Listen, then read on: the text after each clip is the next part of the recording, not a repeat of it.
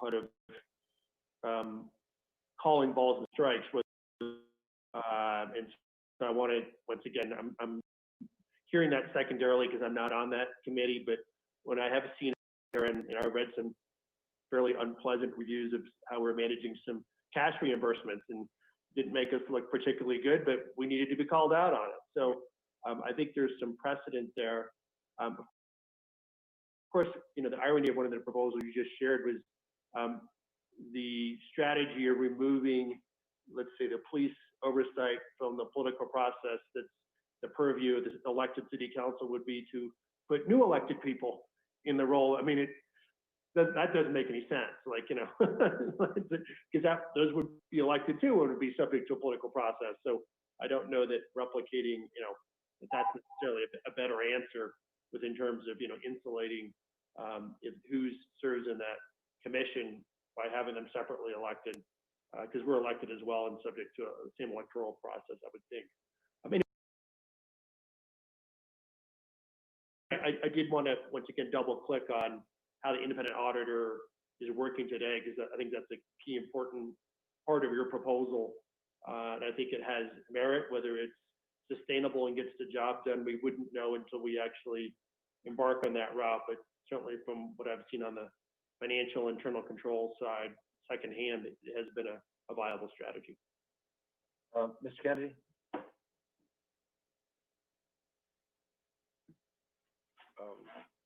I was for a moment there emboldened by the presentation that the vice mayor made, because it seemed to be logical and doable.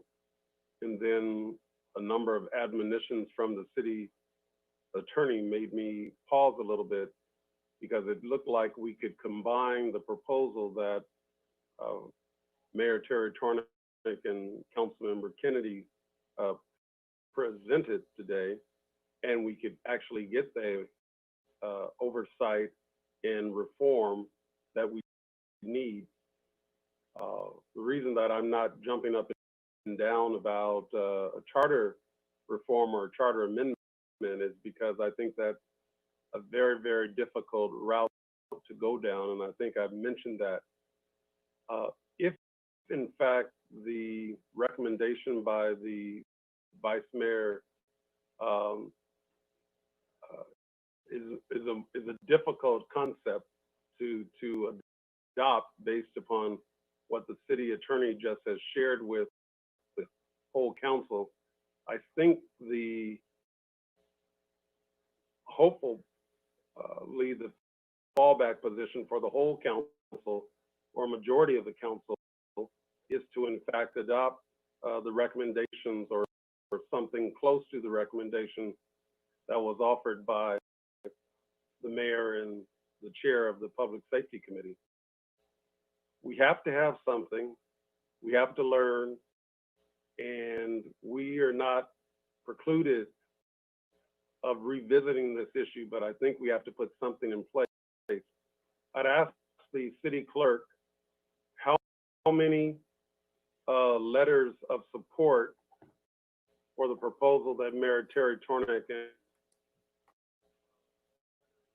and Councilmember Kennedy offered today were received, because I'm not sure that my colleagues of City Clerk Chomsky really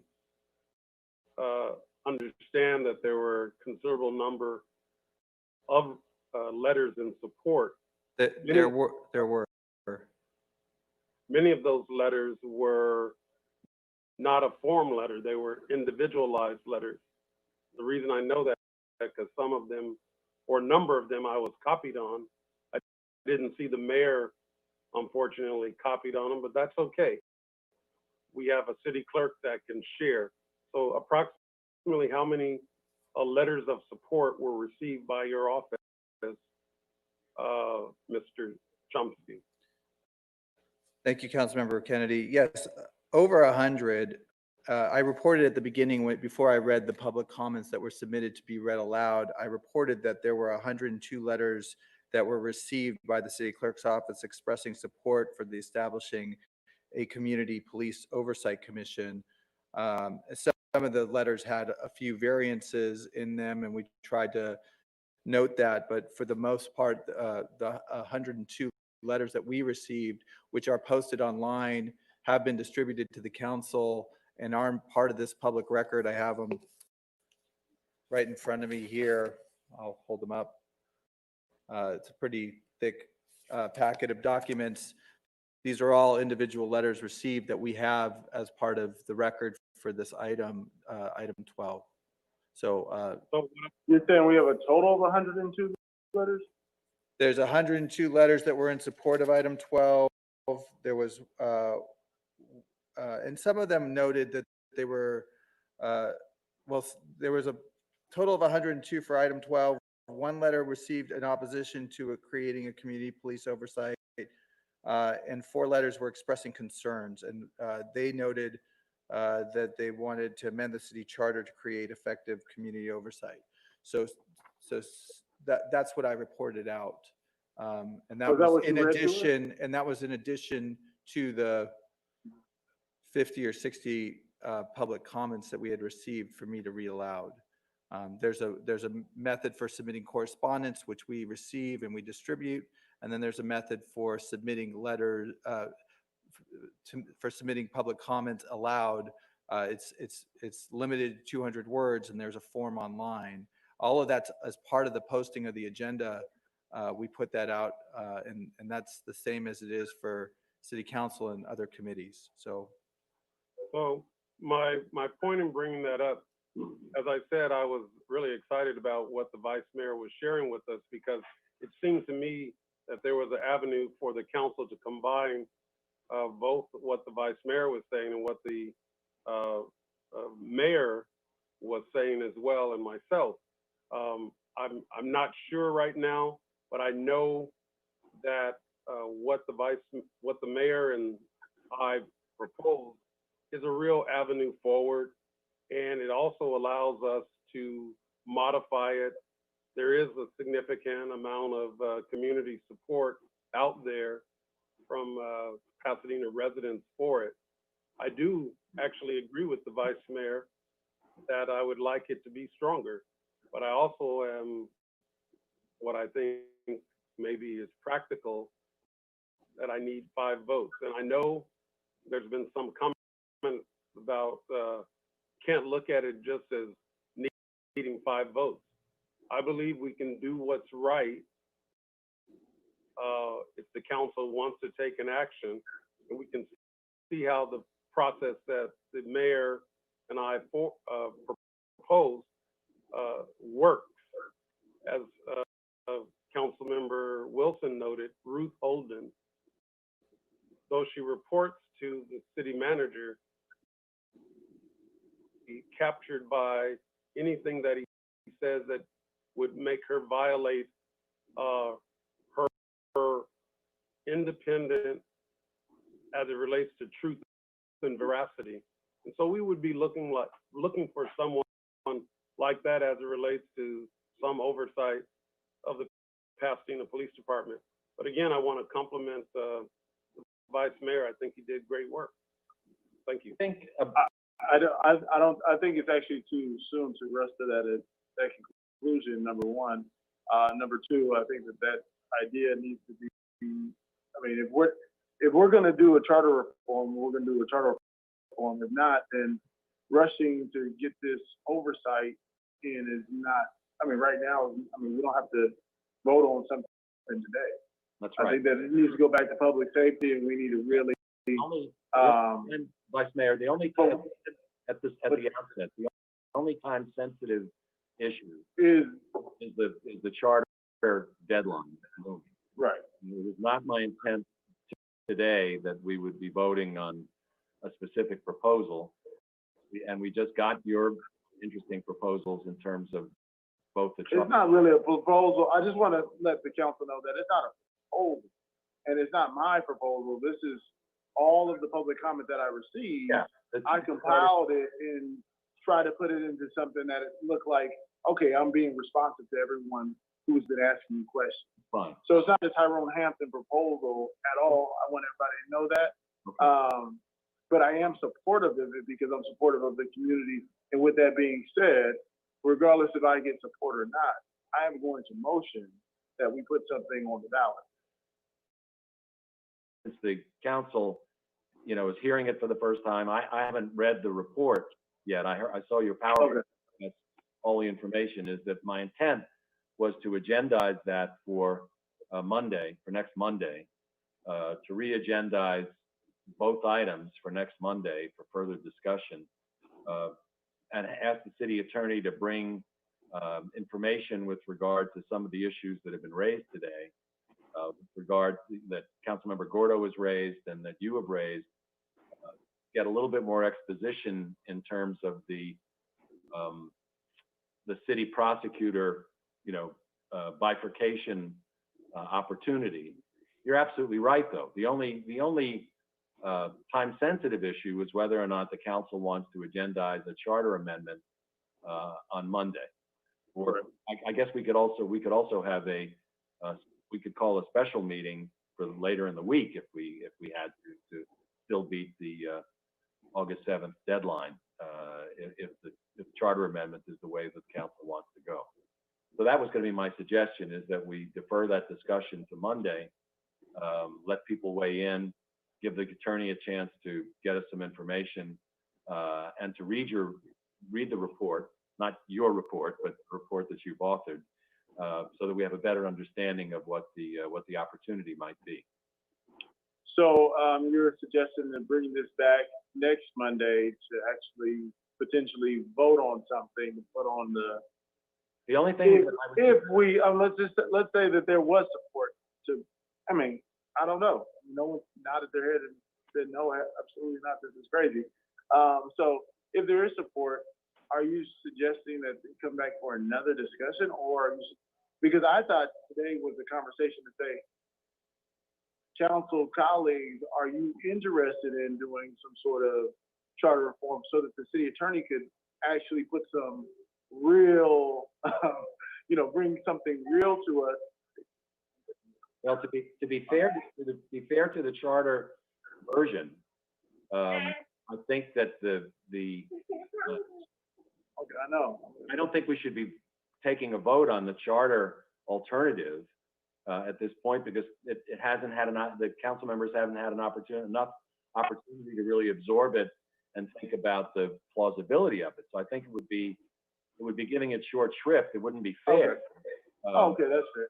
So what I was thinking was that on Monday, next Monday, August 3rd, that we would have to take a vote on some charter alternative, but we don't have to take a vote on a non-charter alternative. I don't think we'll be ready to do that.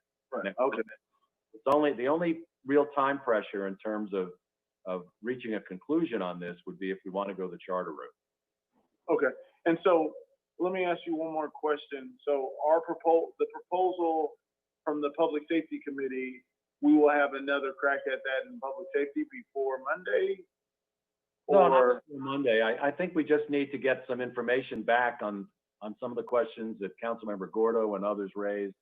And I think we all need to think about some of the things that we heard in the public comments in terms of the shortcomings and the membership configuration of the commission and, some of those issues. So I view that as another discussion item at council. And then the council next Monday could decide to direct public safety to go back and look at it based on, some specific issues they'd like to have further research on, or they could say, look, it's pretty clear that there isn't a consensus to move forward with it at all. But I don't see a final vote on any version of that happening next week. Okay. I did have one question that I wanted to ask the city attorney, and this is related to just subpoena power in general. When I was doing some research, I had looked at our code 2.55.140.B. I think you mean 2.05? Is that what? 2.55, is it 2.05? I think so, apologize. 2.55 is Maybe I something. wrote it down wrong. No, 2.05? Yes. It's about, each member of a commission shall have the power to administer an oath and issue subpoenas. Each member of the commission? I'm That's not what sure. it says in, The Code Enforcement Commission has the authority to Oh, issue, that's what he's, the pe- okay. the Code Enforcement Commission. so code enforcement Code commission has a, enforcement. That's by ordinance. Right, oh, but it's only for code enforcement? right. Okay, I just thought maybe it was for all commissions, committees. No. Okay, that was it, that was Well, my question. so Michelle, as part of your information back, if you could report to us how it is that the council was able to give the Code Enforcement Commission subpoena authority. Right, and we will do that. And I think one of the bigger issues with this question of subpoena authority is what the information is that they're authorized to seek. So if I it's, understand. yeah, if I it's understand. involving police officer personnel, that's where things go sideways. And that's the point. That's the point Javon was ferreting out. And Right. even with subpoena authority, then we find ourselves looking for information subject to pitches, and then off we go. Right, And so there's a distinction to be drawn. This is a complicated issue. And so, we shouldn't take it lightly. We should do the work that's needed to research this, because even with the subpoena authority, even with the being able to compel authority, we still run afoul of state statutes potentially, as well as privacy rights that are protected by pitches. And so, it's the subpoena authority that people are looking for, and the reporting authority to either the city council and or a group of residents, a commission, or residents too, but the non-elected residents is complicated. And I don't think that it's quite as narrow, as simplistic as people might believe it to be, whether it's in the charter or whether it's the route that we're talking about. But I would like to understand how it is that the Code Enforcement Commission has subpoena authority. okay. And they have subpoena authority for code enforcement cases. They also, when they review animal control cases, and we should understand that. So the point of drawing out the code enforcement, those are administrative and civil actions. And potentially criminal actions, as well as on the animal control side. They have subpoena authority, is my understanding, and that's on the potentially criminal side. And so it's pretty extensive. And if we've done it via ordinance, then we should look to see how it is that we accomplish that and see if it's applicable in this instance. Understanding that in the end, whatever subpoena authority we have or are able to confer will again be measured by the constitutional rights of individuals and the pitches statute. Right. And so that should be fully briefed, if you will, in a report from your office. But I think true independence has to come outside of the city manager chain of command, in my view. Has to be independent of that chain. So if I could get clarification, Mayor, Yeah. It sounds like we're being asked to return next Monday and potentially have charter language for the council to consider to vote on? Yeah, I think that I haven't had a chance to review the material that the vice mayor submitted, but I think we need to have language prepared that would embody the changes that he's brought to us. I'm not saying that he created, Right, I but that he understand. represented. So that we can struggle through that and determine whether we are prepared to do that as a body. Our questions, so we would communicate with Mr. Hampton between now and then to seek that clarification. Yes, that's right. Okay, I think this has been a very useful discussion, at least useful for me. I just want to clarify that. I did make some requests about broadening it, the scope, and so I would like that to come back as well. Broadening the scope of what? The oversight to apply to, Language? For the I'm sorry? charter? no, for We're talking either, about the charter version. either way. So Well, I guess I I need made it more for- clarification. I made it during the previous agenda item as well. Right, you asked for broadening beyond the police correct. commission or police oversight. That's I right. wasn't clear that that was part of the proposed charter language. But that hasn't even been on the agenda yet. No, I'm asking as part of the oversight discussion that we had in item 12, I think it was. Well, we got it. I mean, so That when we- request that we do that, and have an alternative. I mean, everyone seems to be having their, sorry, Victor, I'm not prepared to just do that in a cavalier way. I think, well, it's not a cavalier way. It's but we've got our hands, asking for thoughtful we've research got conducted. our hands full in terms of a specific issue that's been brought to us by an outcry by the community as it relates to police oversight. And I'm having a lot of difficulty. I mean, we're struggling with the idea of how to get our arms around that. Mhm. To broaden that into what I think is an emerging proposal by you to really significantly modify the city manager form of government through a super, auditor general for everything, goes far beyond the discussion that we had on our agenda today. And I'm not prepared to broaden that. I mean, I'm happy to discuss that and to agendize that at a later date, but that's not the subject of this discussion. And frankly, I think this is such a big challenge just to deal with the police issue that would obfuscate it and create a task that would avoid exactly what we're trying to do, at least what some of us are trying to do, which is to be responsive to an expressed community need to try to be responsive in a relatively short period of time. So I'm not prepared to just accede to the notion of broadening this to a general oversight function that would oversee all the departments of city government.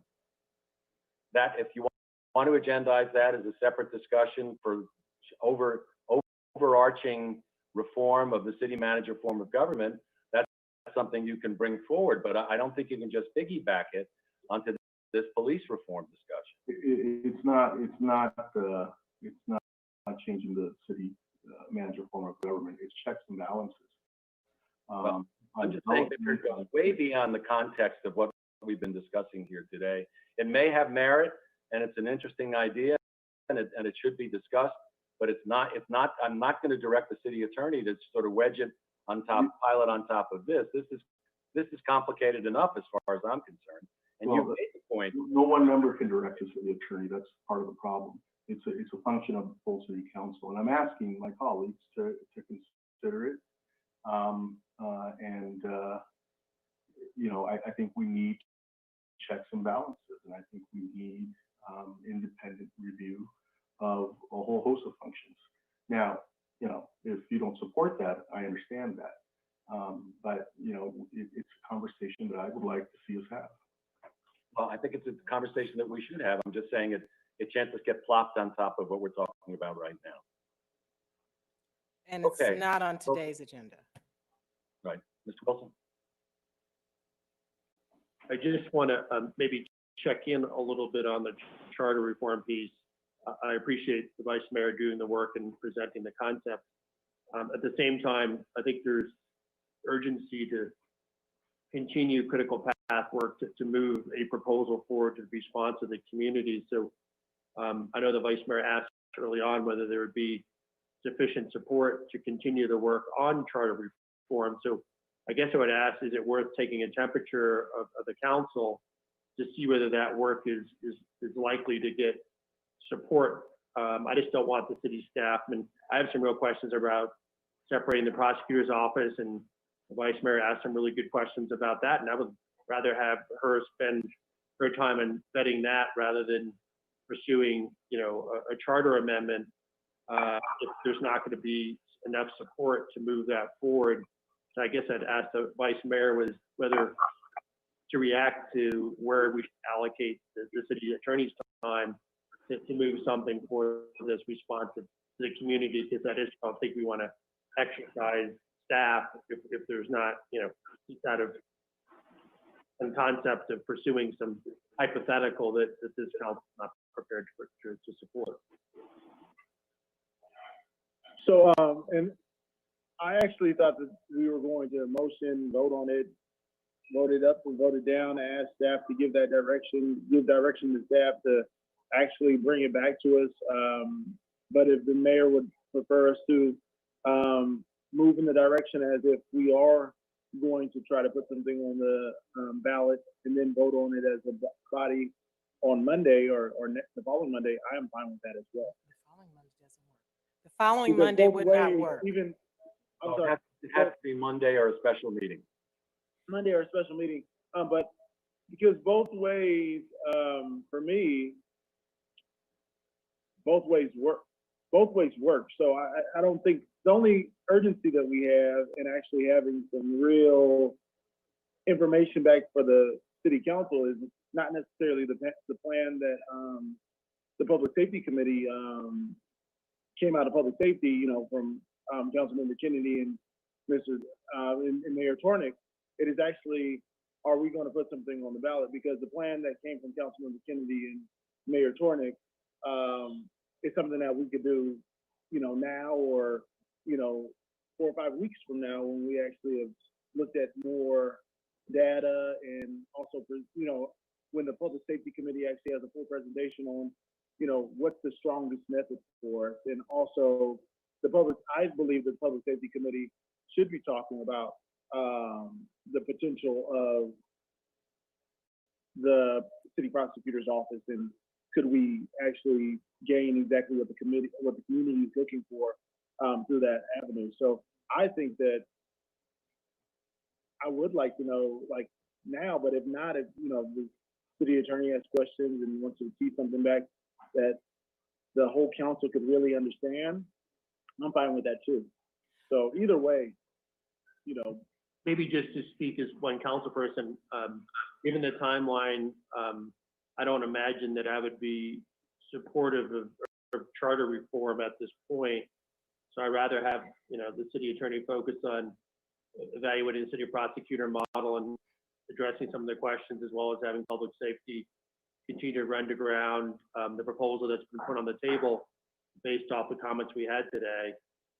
But, you know, I don't know if the mayor wants to take a straw vote to see whether people want to continue. Mayor, this is Michelle Bonaris. I do think it would be helpful for us if we did get a sense if a majority of the council is interested in us pursuing that and working on that to try to come up with whatever that language is by next Monday. I think that would help. The problem I have with that, Andy and Ms. Bonaris, is that we heard from a lot of people asking us to consider charter reform. And I think that based on just the most beginning of presentation, we should not preclude that alternative at this moment. I think that it deserves at least one more pass. I mean, I'm not enthusiastic about it. I don't think we have the predicate for charter reform, but the demand for it has been so strong and so specific that I think it deserves a fair shake. And the only way to do that is to try to develop some language since the vice mayor has at least started along that path, I think we should continue on that path and at least have one more discussion about it. In fairness to all the people who have expressed themselves and said that we should at least consider it. So I'm not anxious to. I don't think it gets a fair shake based on us not even having the written presentation in advance and just a brief PowerPoint presentation. It deserves at least one more round. I don't think it will prevail, but I don't think we should dismiss it out of hand. And I'm willing to accept that. I just wanted to, once again, I'm eager to move something forward that I think is going to be responsive, as long as I think that has value. So I'm good with that. It sounds like the vice mayor would like that to happen as well. So I withdraw this suggestion. no, it's okay, Mr. Madison. Mayor, I'm troubled by this notion that we have some deadline here, that we're working under. And, you know, I really do have a hard time understanding that other than with political considerations in mind. So, Well, the you know, deadline normally, relates to the charter reform alternative, Steve.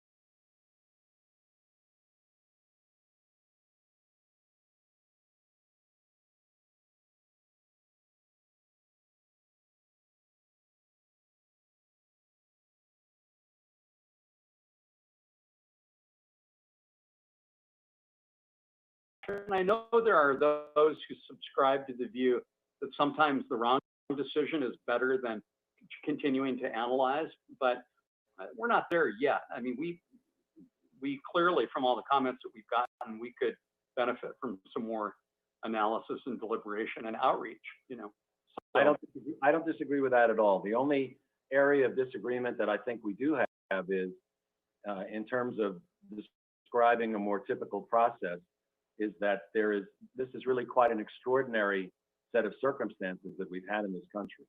And I think that the intensity of public reaction, not just among those who have been most demonstrative, literally, in terms of marching in the street, but on the part of others who have never really focused on this issue in a significant way, but are now vitally interested in it and recognizing that perhaps there should be some action on this, creates a sense of urgency that's not typical in terms of the kinds of issues that we deal with. None of that suggests that we have an artificial deadline that we must meet, with the exception of this charter demand, which has a very real, tangible deadline. And if we don't, and I agree with you, I'm not enthusiastic about.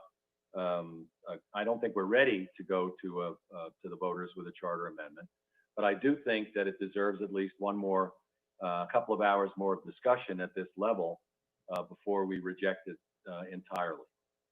So I think that's the difference in terms of. I'm not suggesting that we need to adopt something by a date certain, but I am determined that we will at least discuss it and be sure we understand what the metes and bounds are. And I think we've largely achieved some of that today, and it's been made clear by the variety of points of view and discussions how complicated it is and how much vetting it still requires, both technically and with our constituents. But none of that should suggest that this should just sort of get deferred indefinitely. And I feel enough of a sense of urgency about it where I think we need to sort of keep at it. That's all. thank you. All right, so we'll talk about this some more next week, and I appreciate the council's patience and the clarity of thought, and I certainly appreciate all the comments that have been made by the public and how passionately they feel about it. So we will now move to item 14, which is a COVID update from the city manager. Thank you, Mayor. We have two staff reports related to this item tonight, and then two oral updates. We don't have Dr. Go with us this evening. She'll be back next week to give a presentation, but instead today's focusing on matters related to the response to the COVID-19 pandemic. We're going to start with an update on the city's emergency rental assistance program from Bill Wong and Randy Mabson. Then Eric Deichart will provide an update on the business assistance program. And then we have two action items. One is the appropriation of funds for the on-street parking and dining parklet program. And then the other is the extension of the funding for feeding and meal programs for our vulnerable residents. So let's start our four items today with Bill Wong and Randy Mabson. Bill. Thank you, Mr. City Manager. Thank you, Mr. Mayor and members of the City Council. The Emergency Rental Assistance Program was designed to provide a grant to households that have back rent that they have incurred due to during the emergency order and the eviction moratorium period. So we rolled out this program. Randy Mabson, who's been administering the program, has some statistics for us and a general update. Thank you. Good afternoon, Mayor, Council, Pasadena residents. The Housing Department conducted very extensive outreach to the community regarding the Emergency Rental Assistance Program. Over 130 emails were sent to community stakeholders, including service providers, local realtor and apartment associations. Advertisements were made in the Pasadena Journal, the La Opinion. Notices were placed in the neighborhood newsletters, social media. We had a press release, and even a video by our own city manager announcing the program. On July 15th, we opened the window to begin accepting applications. The launch was pretty smooth for the most part. There were a few glitches that our IT department was able to address fairly quickly. As of noon today, the Housing Department has received 570 online applications and 20 paper applications. The last day to submit an online application is this Wednesday, July 29th at 11:59 p.m. Paper applications must be submitted by 5 p.m. Wednesday, July 29th in the black drop box hanging on the wall next to the Housing Department front doors. It's located at 649 North Fair Oaks Boulevard, Suite 202. That is the conclusion. Are there questions for, thank you, Randy. Are there questions about the program, its rollout, and its requirements? All right, so we all need to do our best to make sure that people know about it and that the deadline is almost on top of us. So I'm sure we'll do our best to make sure people are aware of that. Are you asking for a motion of any kind? No, this is informational.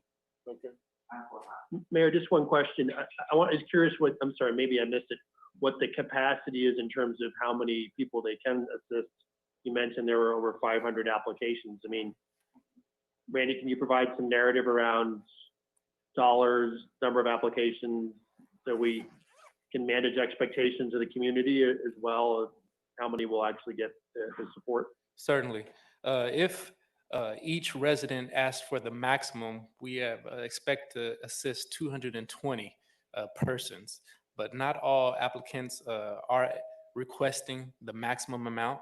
So we expect to assist a range from 220 to maybe 250 people or households. And didn't you say we already had 500 applications? Yes, 570.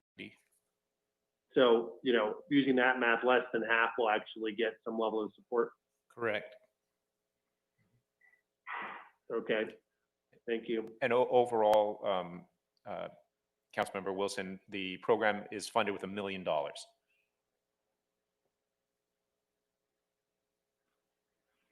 All right, thank you, Bill, and thank you, Randy. Thank you. Steve, is Eric up next? Yes, Mayor. The next information update is Eric Deichart, and with him is Dave Klug to also provide an update on the business assistance program. Eric? Yes, good afternoon. The council may recall that in June 15th to be exact, council approved business grant program, a $500,000 allocation for this support of local businesses. Council approved that. We move forward with our implementation with the Pasadena Community Foundation, who is our partner. We went through a variety of outreach efforts, including the city's website, the newsletters, the direct emails to all the businesses in town, translations to Spanish, Armenian, using different social media to try and also get information out to the business community, in addition to our traditional partners with the BIDS and the Chamber of Commerce. The Chamber of Commerce, as you recall, took a more direct role in trying to get information out to not just their members, but walk different commercial districts to make sure that different businesses were informed about the program. And the deadline for the submittals to the Pasadena Community Foundation, the deadline was July the 10th. So post that date, there have been ongoing information updates to Dave Klug in our office from the Pasadena Community Foundation. He's been working with Jennifer Duvall as this has been implemented. And Dave is here to provide a little more detail on what has happened in the meantime. Yes, thank you, Eric. Dave Klug here. July 10th was the deadline to submit the applications. And speaking with the PCF representatives, Jennifer Duvall, she's very happy with the diversity of the applications in terms of the geography and the ethnicity. There were 92 applications received overall. 51 of the 92 had met the primary criteria and are now under review for scoring. There were 26 evaluators who are looking at the applications. They represent a diverse committee with respect to the profession, ethnicity, gender, geography. And 70% of those evaluators live in Pasadena. So July 31st is when the scores are due. The week of August 3rd is when they plan on finalizing the scoring. And the week of August 10th is when they are prepared to award the checks. Then we anticipate coming back before City Council on August 17th to report back of those who are planning on being awarded the money. So PCF did raise approximately $30,000 that could be matched by the city dollars. If you recall, the city has a match of up to $250,000.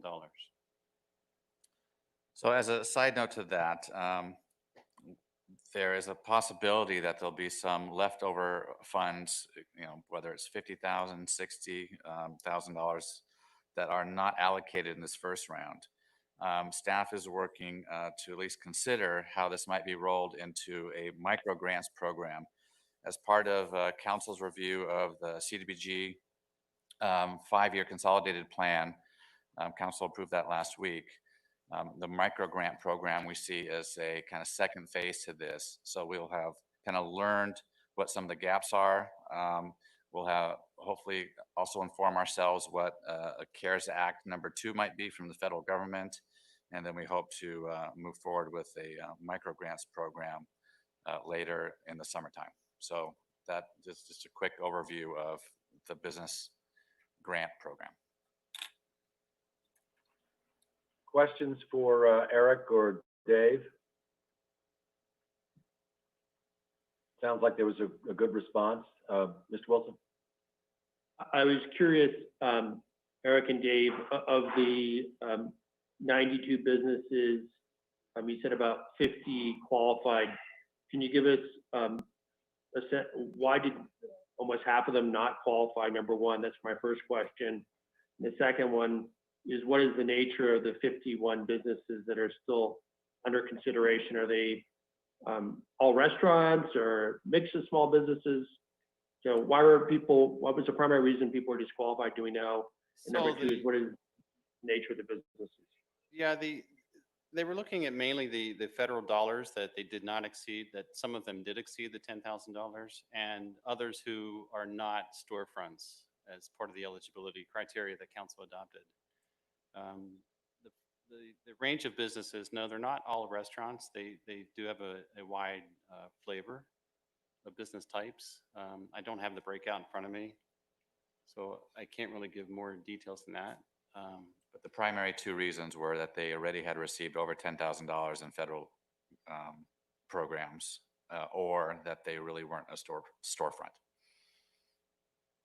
Can I ask when this comes back, when we get the award, that we actually get some real analytics around the types of businesses and some of the demographics of where the award's going? Jennifer Duvall and staff will be ready to present this to council on August the 17th. Okay, thank you very much. Any other questions for staff? Mr. Kennedy? Yes, just 1 second. Thank you.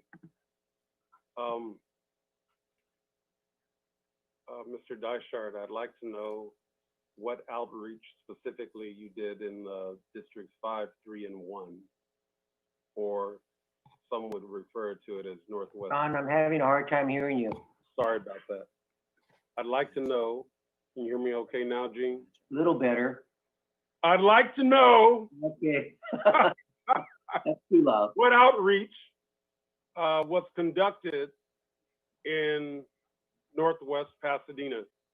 Well, emails were sent to the businesses, but there was direct connections made and requests for assistance with the NAACP, with different property owners. And I know that various council districts also help get the word out as well. So that just a quick overview of some of those additional efforts.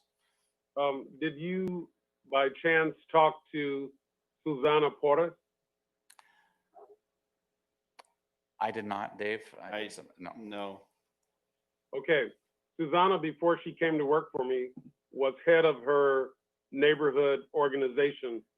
And I don't believe I was contacted personally to find out if I knew of businesses who could benefit from the program. So we can't go back. There's no need of beating you up or beating your team up.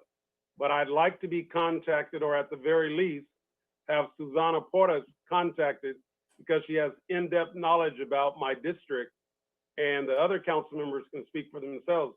It would have been nice to have been contacted and just simply asked for me to get the information out. I send out approximately I think it's approximately 3,000 people, not necessarily business owners, in my database, and it would have been really good to have gotten that kind of coverage. I don't want that to happen again, not beating you up, but I do want you to talk to us to make sure we are contacted, that I can contact my residents and business owners to benefit. We take that comment seriously, and there are probably various details of outreach that we're not covering that both between the Chamber of Commerce and the Community Foundation, that they went through some additional outreach efforts that Dave and I may not have the full kind of story on. And we will take those into heart as we move forward with the next phase of the micro grants. Thank you very much. I appreciate it. Thank you, Mr. Kennedy. All right, let's move ahead to item C. The funding for the parklets, on-street dining and parklets program. Sure. Thank you, Mayor. Staff is shuffling in, shuffling out, keeping their distance. So Laura Cornejo, Director of Transportation, is coming in just to set this up. Working very closely with the policy direction of the Ed Tech Committee, staff initiated an on-street dining and parklet program.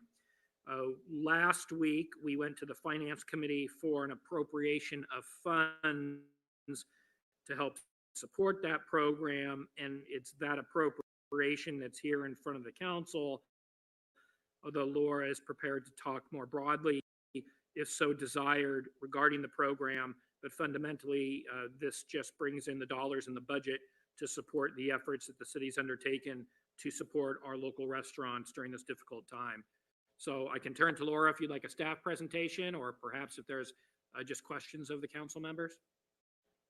Well, I think it would be useful to explain what the amount covers, what most of the allocation was for, and how long, what's the duration that this funding will sustain the program for. Certainly. Let me turn to Laura. Sure. Good evening, Mayor, members of the City Council. The appropriation in the amount of 275,000 is to support the on-street program. 100,000 respectively from the off-street parking fund and the Old Pasadena Parking Meter Fund would be allocated towards the rental of the barricades, ADA compliant access ramps, as well as a one-time cost of restriping and installation of the barricades. The rentals are costing approximately $20,000 per month. As the program is currently rolled out, we have about 13 block faces that have been covered, and the funding would allow us to fund the rentals for about 3 months and would allow us a little bit of funds to be able to grow the program if there were continued requests and permits submitted. The additional $75,000 is essentially a grant program that we would like to establish to help businesses offset the cost of either improving the aesthetics of their on-street dining or also to help with the implementation of parklets. And that is, in brief, what the $275,000 would be going towards. Thank you. Laura, are any of these deemed as being, at this juncture, I know that they all related to intensive discussion that you had with adjacent businesses, but are any of them at this point underutilized, do you think? Or? No, we worked really closely initially with the business improvement districts to make sure that those businesses or those areas where we were implementing the on-street dining, that those restaurants were ready to move out the moment they were installed, and that has been the case. They continue to monitor usage, and we also continue to make sure that the on-street dining is being used as to capacity given the health orders and minding that. So we have found that they have been used. We continue to receive applications from restaurants outside the bids as well, and with them we work through the different options before we determine that on-street dining is the appropriate solution for them. So these barriers that we're paying a rental cost for are relatively expensive. I assume they're under high demand now because we're not the only community trying to implement this kind of program. Do we have any other? We've been criticized for what I would call a utilitarian aesthetic of the design of these, but is there? I mean, I recognize there's a safety issue, and we have to make sure that the diners are protected from automobile traffic. But is there? I mean, the combination of the expense and the aesthetic. Are there other alternatives that are under review that might be A, prettier, and B, less expensive?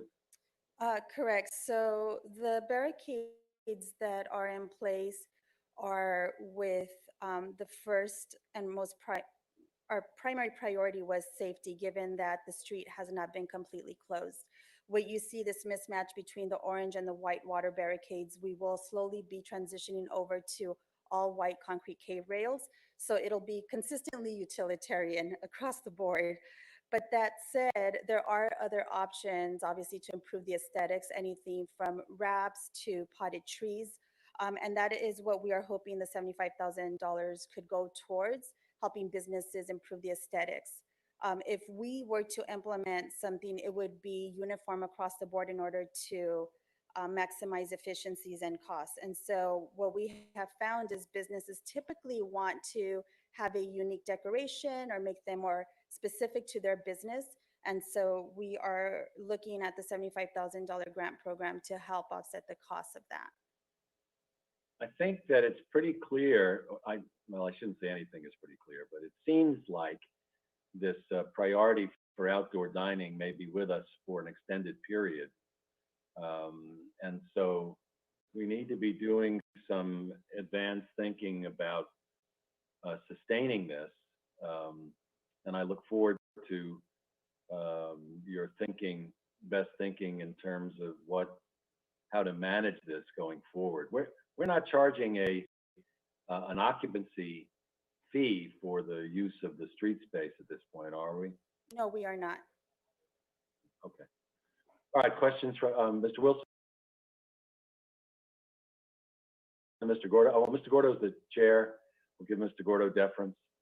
Yeah, just this went through, thank you, this went through Ed Tech and, you know, I think the answer, well, one, I think the business community's relieved that we took this act and provided some relief. But I think the issue of sustainability is an important one. And I think staff, we talked at Ed Tech and we'll continue that discussion. Staff should look to see whether we can use the sidewalk in a different way and use K-rails differently, fewer K-rails to allow people to maneuver through the street as opposed to actually sitting in the street. And, you know, it's a complicated issue. Some restaurants and some businesses are fortunate to have parking lots that they can use. Others are left to the sidewalk and or the street, and that's it. But I do think staff should come back to either to EdTech on the issue of options, and then we can formulate a recommendation on sustainability of those options. Thank you, Mr. Gordo. Mr. Wilson? Yes, I too am on the Ed Tech committee, and I remember this report. We had asked Laura last time to have staff work with the bids to maybe have a more responsive answer to the mayor's question about occupancy. Were you able to collect any data around number of people being served, or what is the bids doing to provide data back to the city so that we can tell our taxpayers that this is not just anecdotally, but empirically a good beneficial investment to the community? Correct. Councilmember Wilson, I can follow up with more with numbers. What I've shared today is really just anecdotal, but I can certainly follow up with numbers in terms of utilization rates. Maybe that could go in the city manager newsletter or something. That would be fine. And then you mentioned, I think the ongoing cost is about $20,000 a month for the rental. Did I get that number right? Correct.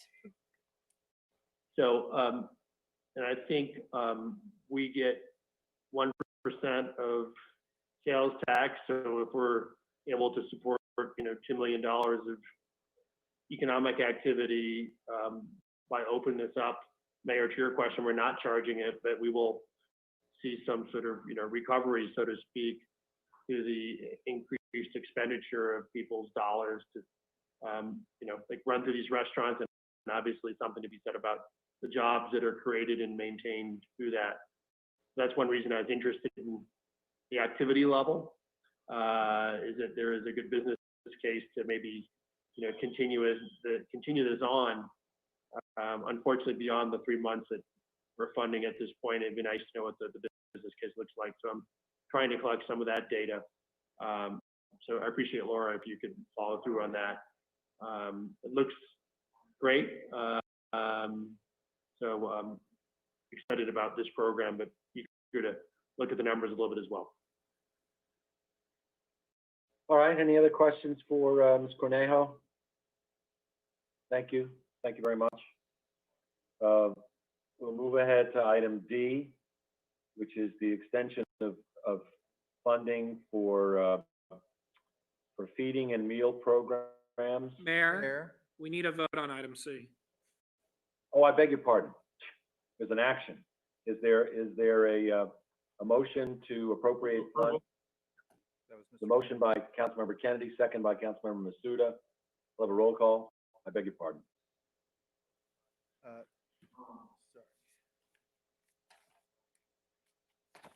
I was marking the wrong sheet. Sorry about that. Suda. Councilmember Gordo? Yes. Councilmember Kennedy? Yes. Councilmember Madison? Yes. Councilmember Masuda? Yes. Councilmember McAustin? Yes. Councilmember Wilson? Yes. Vice Mayor Hampton? Yes. Mayor Tornick? Yes. Motion is approved without opposition. Thank you. Now we will proceed to item D with feeding expenditures. Thank you, I'm Mayor. prepared to- I'm prepared to move approval of this matter if, the staff reports, Yeah, I second that. I don't think we necessarily need to put. Are there any questions on this item? Mayor, I just asked that maybe we get a short verbal update just so the community knows the investment we've made and the quantity of future investment we're making, because this is very important to addressing those of our community who are at risk in terms of food security. So I'd ask kind of for the 3-minute version, but I'm very supportive of continuing this program. All right, Ms. Brenda Harvey Williams.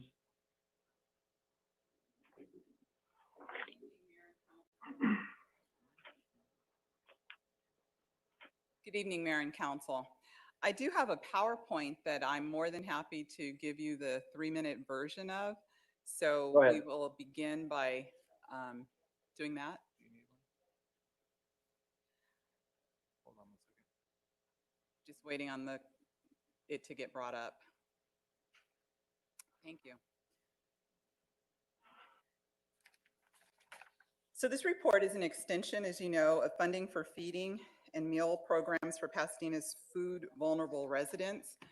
And we're asking the council, it is recommended that you find it's not subject to CEQA, appropriate just over $646,000 of general fund to the Parks, Recreation, and Community Services fiscal year 21 operating budget. Authorize the city manager to expend an amount not to exceed $646,250 without competitive bidding pursuant to the city charter. And also, if Great Plates Delivered, which I'll go into a little bit more later, is extended beyond the current August 9th deadline or end date, reaffirm and approve Pasadena's participation at a cost of $466,000 per month for 235 older adults. And finally, grant this proposed expenditure an exemption from competitive selection pursuant to the Pasadena Municipal Code. So just by way of background, so far during this COVID event, we have spent about $1.2 million of assistance has been provided to the following organizations or activities. We've supported the PUSD Family Weekend Lunches at a cost of $474,000, and this has provided over 111,000 lunches over 18 weekends. For food banks and pantries, we've already contributed $112,000 to 7 pantries, and they have served over 8,400 people during the May through July period. We've also provided $20,000 to Indolon, and they have used that to purchase staples that have fed 300 families for 3 months, and it's allowed them to cook warm meals at home. We've also donated $10,000 to the Senior Center, and with that, they've been able to feed 240 seniors over 15 weeks. The YWCA, we have given the San Gabriel Valley chapter of the YWCA $17,500, and they've provided 7 frozen delivered meals to 232 seniors per week for the past 3 months. And the Great Plates program, Great Plates Delivered, excuse me, has expended $600,000, and with that, 21 restaurants have been utilized to deliver meals to 216 older adults. And this is, as you can see, a rather large sum. However, if we receive full reimbursement, which we're expecting to receive 93.75% from both a combination of FEMA and Cal OES, the city's the amount that the city would have to pay would be a very small amount. So those are the things we have done. And now I'd like to present the new items and the one new item, but the continuation of the things we've already done that we'd like to continue. for this next period of time. So number one, we'd like to continue the PUSD family weekend lunches at a cost of $79,000 for 3 weekends, which would end August 16th, which this is the day before school starts. We don't yet know what the school district is going to do in terms of providing breakfast and lunch for their students just yet. And when we find that out, we would return to council potentially with seeking an additional appropriation. We just are waiting to get some more information from the school district. For food banks and pantries, we'd like to give another $98,700 to provide 3 more months of funding and feed approximately 10,000 people for 7 food banks. And I have a slide a little bit later which will detail those 7 food banks. We'd like to again give Indalon $20,000 so that they can again purchase non-perishable food for 300 families for 3 months. Hey, Brenda, I'm sorry to interrupt. I was looking for more of the overview. We've had the presentation. I appreciate the history. Maybe you could just highlight, it sounds like there's someone new. Is there a new program that you want to highlight? I think we've seen the staff report. Let me move to that. So there's one new provider we'd like to invest in, and that's Harvest Village Ministry. They provide food delivery. They've been doing this through a grant from the health department, through the CalVIPS grant from the health department, but their funding ends August 15th. But they've been delivering food to 1,000 residents. And we'd like to be able to offer this for this to continue, because not all of our food vulnerable residents can make it in and get to the food banks and pantries. So Harvest Village Ministry has been doing that, and they'd like to continue doing it for 3 months at a cost of $55,000. I did want to give you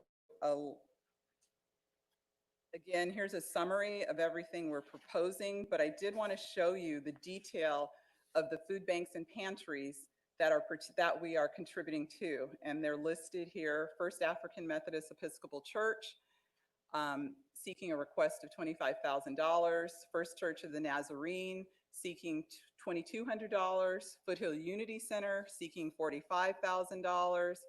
Friends Indeed, seeking $10,000.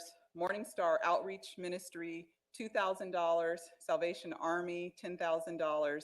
St. Andrew's Church, $4,500.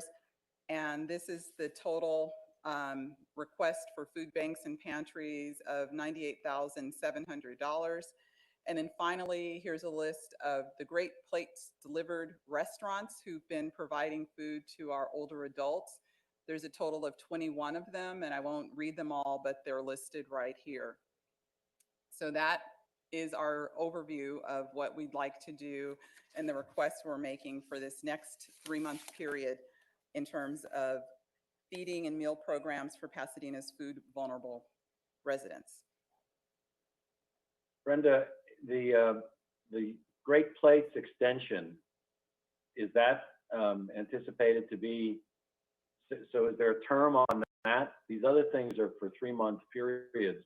Is the Great Plates extension a 3-month expected extension as well? That we don't know. Great Plates, when it was envisioned by the governor, was originally planned to have an August 9th end date. However, because of the continued need, it may be extended beyond that. So I understood you saying the cost is $466,000 per month, but how many months are we authorizing with this action?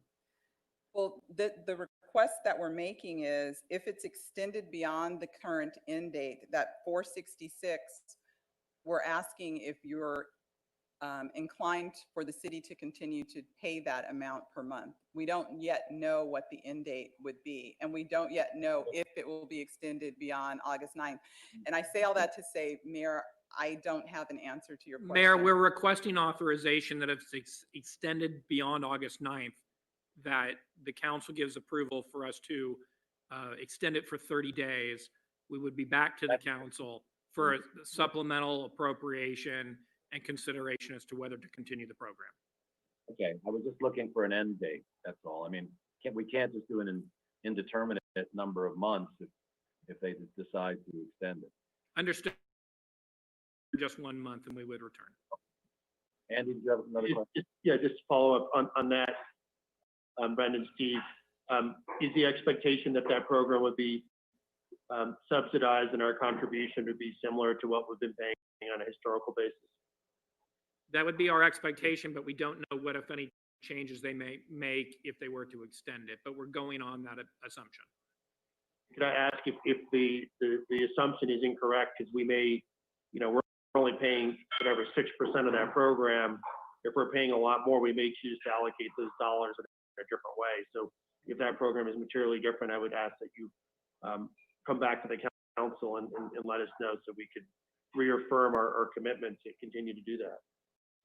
Absolutely.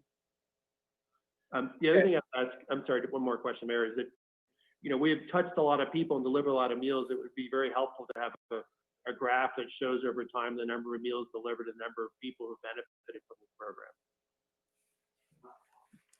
Well, I think the table purports to do that, right? In terms of the number of. You need to add them all up over time. There's no, I haven't seen any graphical view. And City Manager, could I ask that you work with Brenda to include that in your newsletter? Sure, we'll see if we can pull together some data sets that's helpful. I mean, we have the raw data, it just hasn't been added up over time. I think it's been a very impactful program and it's cumulative, but we just, once again, we do it on an incremental basis and it's really hard to appreciate the impact it's had as we keep extending it. And I think the public needs to appreciate and understand how broad-based this program has been. Right. We do have an attachment that shows for the May through July period that we fed 8,423 people. And how many meals? Pardon me? I'm sorry. How many meals did we deliver to those people? We didn't do it by meals. We did it by people fed. So we could come back with that information because different groups obviously provide a different number of meals per day. I mean, I'm going to guess it's clearly in the hundreds of thousands. Oh, absolutely. Thank you. I think it's super important. Thank you very much. All right, we have a motion and a second. Are there any further questions for Ms. Harvey-Williams? If not, we'll have the clerk call the roll. Councilmember Gordo? Yes. Councilmember Kennedy? Absolutely. Councilmember Madison? Yes. Councilmember Masuda? Yes. Councilmember McGostin? Yes? Councilmember Wilson? Yes. Vice Mayor Hampton? Yes. Mayor Tornick? Yes. The motion is approved without opposition. Thank Mayor- you. Thank you. Ms. Mayor, Harvey-Williams. if I may, while Brenda Harvey-Williams is still with us, I'd have to make an unfortunate announcement. She determined earlier today that it was necessary to close the Frisbee golf course up in Hahamunga. There was a large event. People were not following the appropriate protocols. People were not wearing face coverings. And I support her decision to close the course until further notice. We'll assess it and hopefully engage with the Frisbee golfers. But the reopening of that amenity was conditioned upon people following the protocols. And if they can't adhere to the protocols, then we have to reassess whether we can keep the amenity open. So this was something that was done today to address that issue, and I'll be working with Brenda as we figure out when we can reopen it. But it's going to rely on the cooperation of the people that use the facility, and we know that many people use it and many people love it, and they wanted it reopened, and we were happy to reopen it, but people need to adhere to the protocols.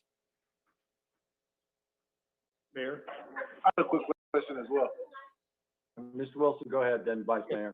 Yeah, City Manager, I'd asked in last week's meeting that as part of the coronavirus update that we invite the Huntington Hospital to give us capacity and utilization update. Obviously, that didn't happen. We don't even have our health director here. I once again request in our next meeting, lots of things are changing, and, you know, the thing that I lose most sleep about is our ability to absorb cases. So I would make that request again, and also ask at the right time, you know, we just authorized another expenditure as well as expenditures for on-street dining that we asked Matt Hawksworth to give us in the short term another update, because I know economic impacts of this to the city are a moving target, and I think we need to be briefed on a regular basis. Councilmember Wilson, knowing that tonight was a lengthy agenda, we kept these COVID updates related to these 4 items. We'll certainly have Dr. Go back next Monday. We'll make the request of Huntington Hospital to participate as well. As it relates to the financial impacts, Matt has been providing updates to the Finance Committee, but we will also include him for a broader presentation to the full council next Monday as well. Thank you very much. All right. Thank you. Oh, I had it. Oh, I'm sorry. I had a question. I was wondering, is there anyone at the Brookside or at any of our parks that are actually doing monitoring of these large groups and large activities that are happening? I've seen full-on soccer matches, large group activities. Even the Peloton is even back in full force. So, I mean, you know, we're closing down Frisbee golf. I'm just trying to understand why all the rest of those are still activities that are happening. I'm not advocating to close down anything. I'm just. Vice Mayor, we have a very limited number of staff available to monitor. We do rely on the public to notify us of large group activities that are happening. And we fortunately do find that people are very willing to police themselves. In the case of disc golf, it was so flagrant. They actually hosted a tournament, invited a team from another city. They documented it. It was broadcast live on Facebook. There was a photographer there who took extensive photographs. We have multiple pictures of people participating in the event. No social distancing, no masks, handshaking, hugging, high-fiving going on. And the fact that for disc golf, there is an organized group who participates and who advocates for our disc golf course. That's the reason why we made the decision to shut it down. In terms of all these other groups that pop up, when we find them, we go out with our Parks and Rec staff, or we contact the police department and they send out the park safety specialists.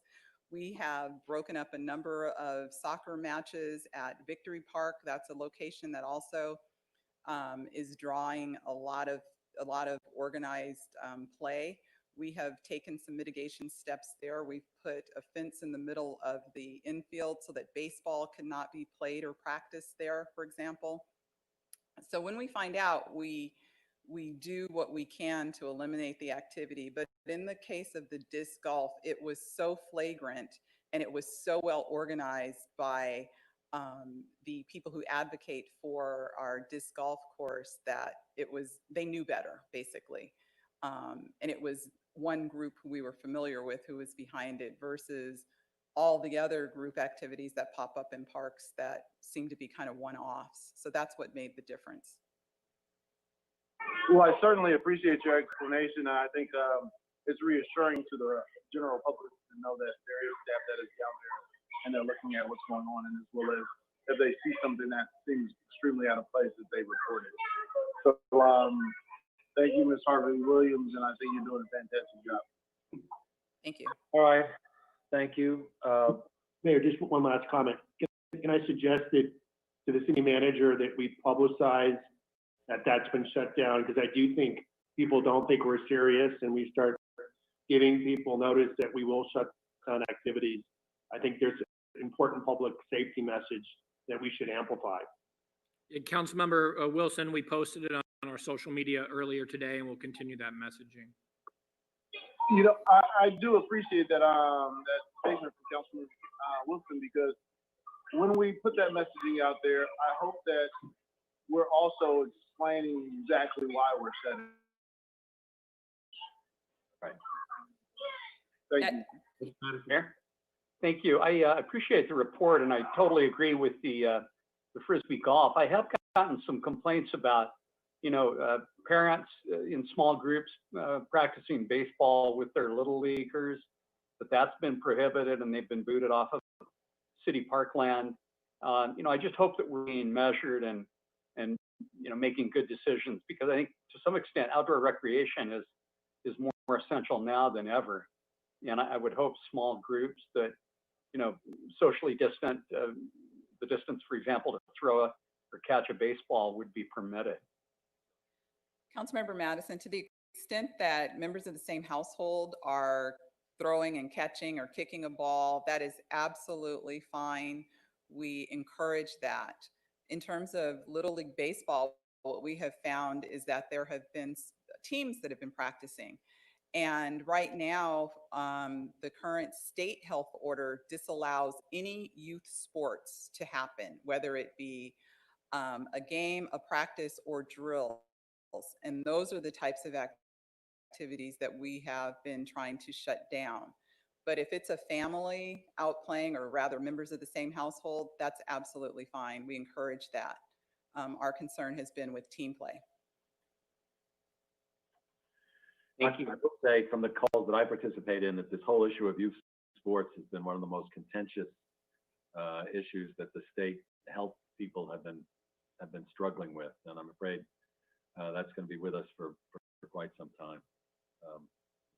All right, let's move to item 15, which is adoption of resolutions relating to submitting a ballot measure in November. Thank you, Mayor. This one is me, and I'll ask the city clerk to pull up the PowerPoint. Happening shortly.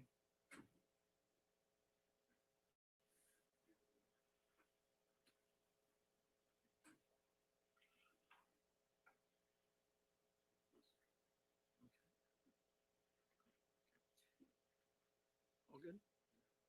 Okay, thank you, Mayor. And with me also this evening is Assistant City Manager Julie Gutierrez and General Manager of the Water and Power Department, Gacharan Bawa.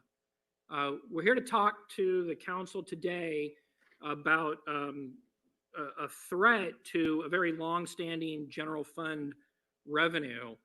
So to alleviate any potential financial loss and maintain the current voter-approved transfer from the power fund to the general fund, we're recommending this evening that the City Council place an item on the November 3 ballot entitled the City Services Protection Measure.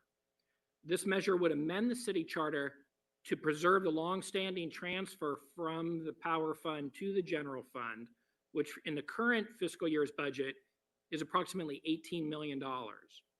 Also, we're asking the council to reduce the maximum amount of future transfers from 16% of gross revenue down to 12% of gross revenue of the power fund.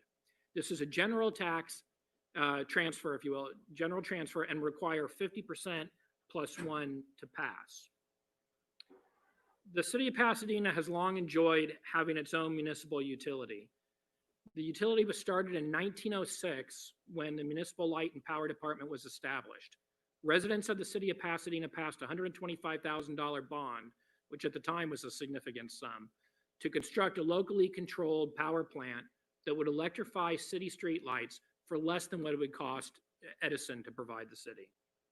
Soon thereafter, residents supported yet another bond measure for more capacity at the power plant, and the power department began its first commercial electric service in 1908. The business plan intended to save city residents money and provide a reliable source of energy, as well as a mechanism to provide municipal revenue.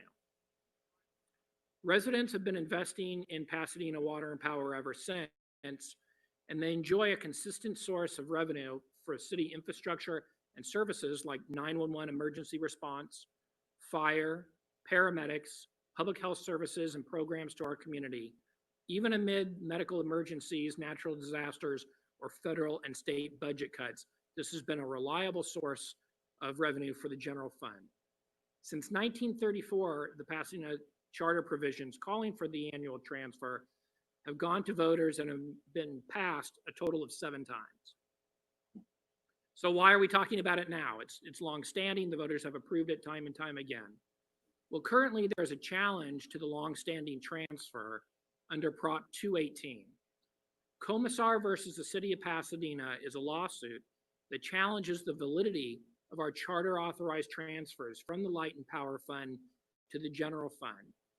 Despite the fact that the transfers have been happening for years and years, this lawsuit asserts that this is a new tax.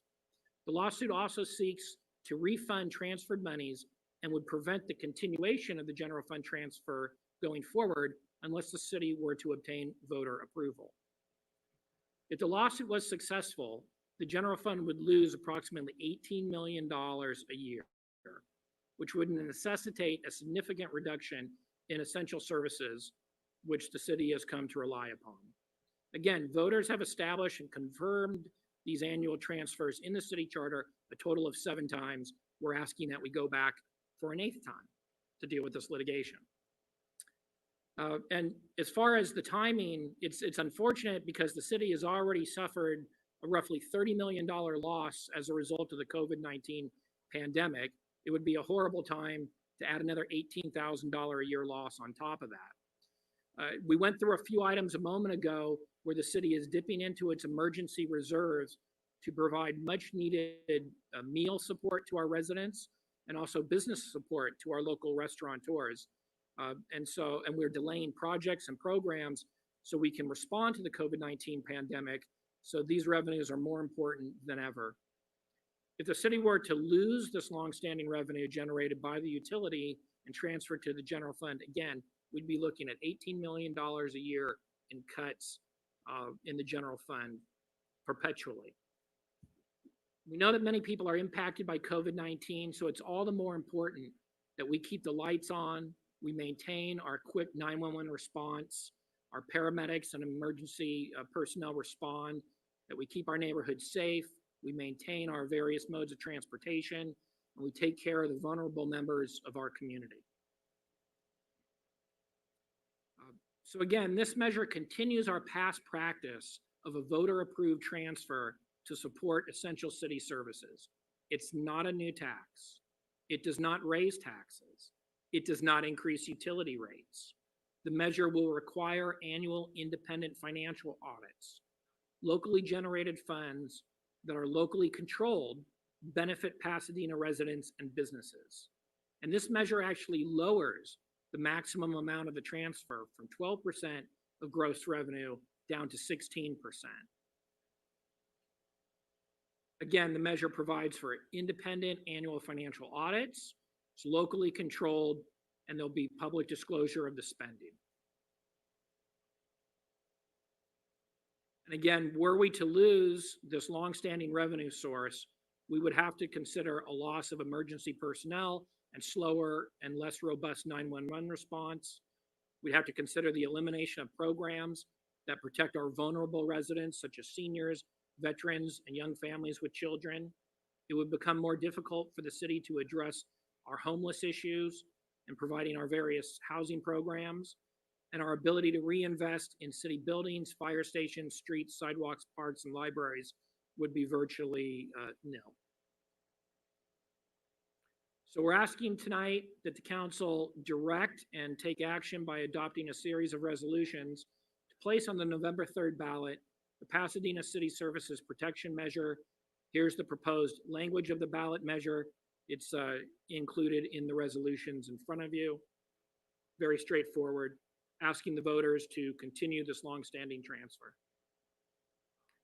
And so if the council is willing to move forward this evening, we would ask that you make the appropriate CEQA finding and adopt a series of resolutions calling a general municipal election on November 3rd, setting priorities for the filing of written arguments and an impartial analysis, and providing for the filing of rebuttal arguments. Thank you. Thank you, Mr. Mermel. Are there questions? Councilmember Kennedy, followed by Councilmember McAustin. I would defer to my colleague, Councilmember McAustin. I'll follow her. Thank you. Councilmember Slauson. Thank you. Jared.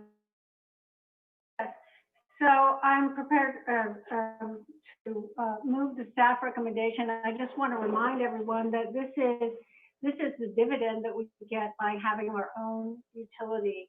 And it was very forward thinking when the utility was created, and it's proved in times of power outages and whatnot that we are one of the best operated utilities around, especially compared to Southern California Edison. I think it's important to recognize that $18 million is just about what we lost in the first year due to COVID-19 in our fiscal year ending 2020. 1 year, $18 million. So think about what a hole we'd be in if we hadn't had that, our regular transfer from the power fund. I think it's responsible to lower the maximum transfer amount, but I want to remind people that this is the way the city is organized, that we get this money from water and power, and it allows us to offer the first-class services that our residents expect. So I am prepared to offer this, Mayor, and I want to be the first to suggest I'm happy to sign the ballot measure and pay. I'll second that.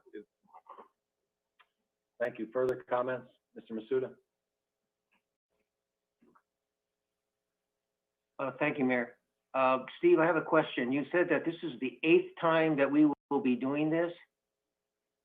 This would be the 8th time, based on research done by the city attorney's office. The question's been posed to Pasadena voters a total of 7 times, slightly different question from time to time, but they're basically have reaffirmed this longstanding transfer from the power fund to the general fund. Will there be a need to do it a 9th time in the future? Or you think this is it? We don't believe so. We believe that the language that is going forward addresses the issues. So we don't think so. Well, thank you. And I also support this, Mayor. Mr. Wilson? I guess this is, I support this, Steve. I'm just wondering, I assume we've worked with consultants in surveying to get the language right. It does sound awfully reminiscent of the sales tax language. I'm wondering whether that might bring out a little skepticism from the public. Obviously, this is key to support, so I'm not an expert, but I just ask that you all think about how to most effectively articulate the need to maintain this revenue stream. Sure. And I appreciate the opportunity. So let's talk about this briefly. When we went forward to the voters for Measure I, the annual transfer from the power fund was a given. And we asked the voters to approve the sales tax measure to allow us to reinvest in our critical infrastructure and maintain essential services. 3/4 cent sales tax, but through Measure J, the voters told the city council that we should share 1/3 of that revenue, roughly $7 million, with the school district. So if you will, the city net about $14 million a year to maintain services in light of increasing operating costs and generate additional dollars to invest in capital. Before the COVID-19 pandemic, we had a capital budget that recommended $8.5 million of investment directly from Measure I into capital. Sadly, because of the impact of COVID, we had to realign that to maintain all of our critical services. So we had Measure I, it created additional capacity. Now, can you imagine if we lose the transfer from the power fund, which exceeds the net amount that we receive in Measure I revenues, it really pulls the rug out from under the entire city's financial structure and plunges a hole in our general fund budget. I understand that many people may say, well, you talked about essential services with Measure I, and now you're talking about them again, but it's because it's the truth. If we suffered an $18 million a year loss, all the good things that Measure I was going to support, irrespective of COVID-19, would probably not be achievable to us. So we do have a robust set of information to share with people so they can understand exactly what the measure is about. But I think the way I just described it is really it in a nutshell. I just asked, I mean, obviously you need to be sensitive because that was a very recent ballot initiative, and some people will be either confused or skeptical. So obviously critical that this passes, and getting the communications right will be very important. The most vital, thank you, Andy. The critical thing here, obviously, is that this is a well-established basic pillar of our whole financial structure, and it'll be made clear to the voters that this is not a new tax. That's the messaging. This is vital to our fiscal integrity, not a new tax. The only reason that we have to do this is because we've got a litigious society, and people are making a claim that something that is built into our city charter. The transfer is built into the city charter, and we vote, as the manager has said, the people have reaffirmed it 7 times, and yet here we are having to go through it again. So this is this is just one of those realities. This is not a self-inflicted one. This is just the reality. But we really rely on these funds, and it's not a new tax. So we have a motion and a second. Any further discussion? We'll have a roll call vote, please.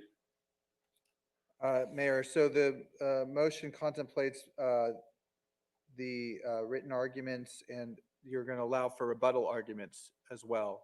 Yeah, okay. That's right. Councilmember Gordo? Yes. Councilmember Kennedy? Yes. Councilmember Madison? Yes. Councilmember Masuda? Did you say my name? I did, Gene. Yes. Thank you. Councilmember McAustin? Yes. Councilmember Wilson? Yes. Vice Mayor Hampton? Yes. Mayor Tornick? Yes. The motion is approved without opposition. Thank you. There'll be more on this later. We're at the last item, number 16, which is the second reading.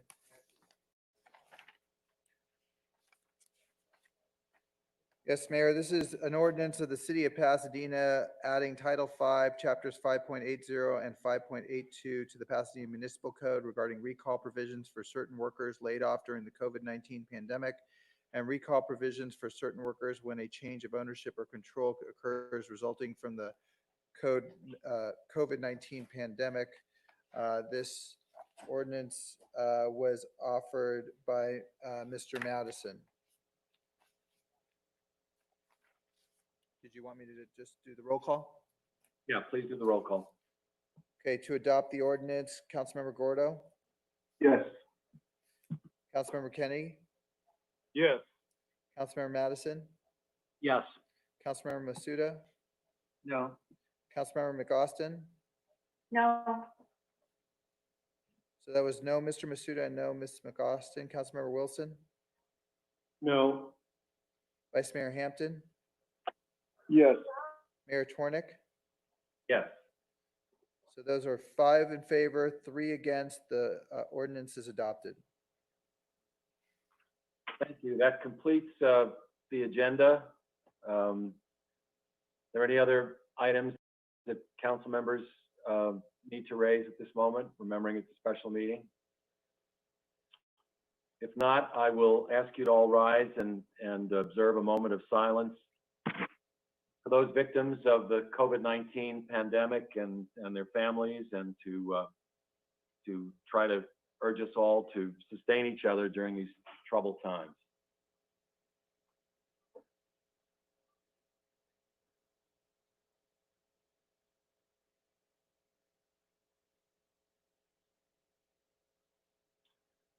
Thank you. We are adjourned.